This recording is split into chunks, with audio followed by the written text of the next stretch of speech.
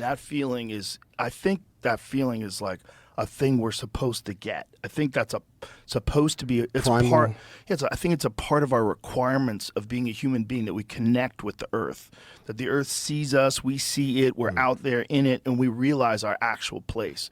We got all cocky in our fucking Uber in New York City, getting out, buying a slice, and you think you're all disconnected. We think we're better than But we're just trapped in our own little fucking zoo, the little zoo that we've created. But when you go out in the world, you feel so vulnerable.